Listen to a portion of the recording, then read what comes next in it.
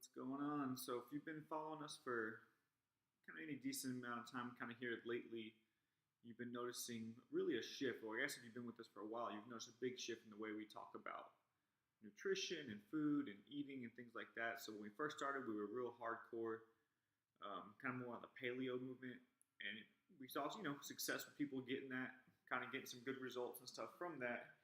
But now we've really kind of shifted away from that. It seems kind of like, honestly, the whole trend is moving away from that as well.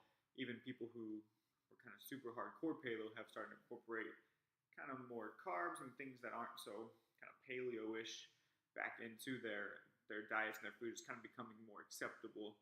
But really what we're really kind of starting to notice, right? So there is no perfect diet.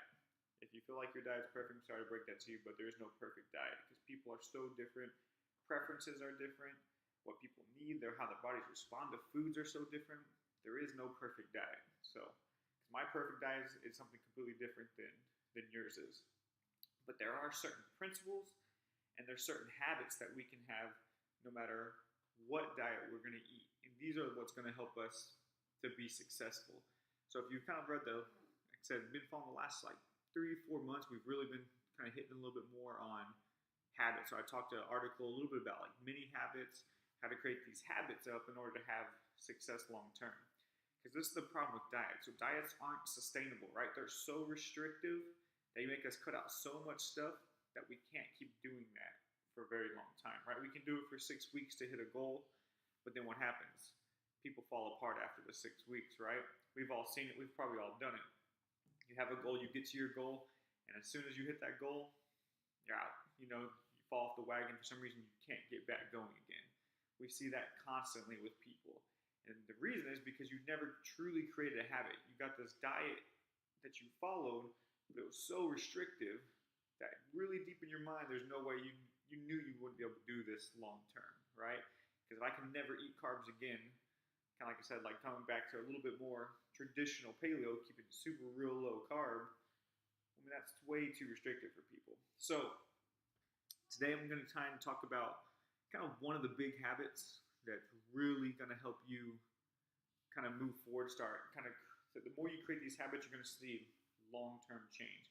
So I can't promise you that any one of these habits is going to cause you to lose weight initially. There's going to be multiple habits we're going to talk about over the next few weeks.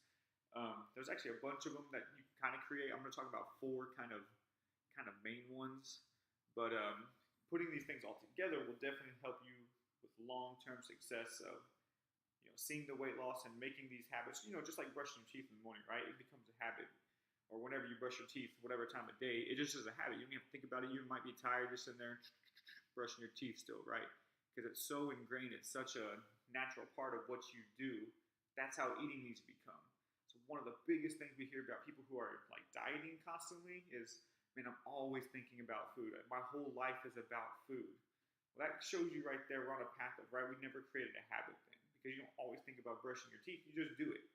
You get up, you do it. It's part of your routine. So our goal is to try to make your nutrition that same way. We can make it so easy, so ingrained that it's just like getting up and brushing your teeth, right? So that starts with creating these healthy habits. And so the first one we're going to talk about today is eating 3 or 4 meals a day without snacking. All right, so snacking is a huge thing, guys. So many of us do it, and we do it out of boredom, and we do it out of habit. It's not even usually out of hunger. So we're just used to grabbing a piece of food after, this time of day, or when I sit down and watch TV, I sit there and snack, and we do this mindless eating that ends up hurting us, and we end up eating a lot more, getting a lot more calories than we ever thought we really did. So that's kind of being number one. So we need to try to cut out that snacking, and that means food or high-calorie drinks that you might be snacking on between. Try to stick to 3 or 4 main meals. Also, if you're doing multiple meals, like 6 or more meals a day, we need to cut that back. So when you eat a bunch of meals a day, the problem with that is you're never really full and you're never really hungry, right? So you kind of lose the ability to depend upon what your body's telling you. So we actually want to kind of go through that cycle, right? I need to feel full. When I say full, kind of like 80%ish full. Most of us overeat on that side too, which we'll talk about that in kind of a later habit.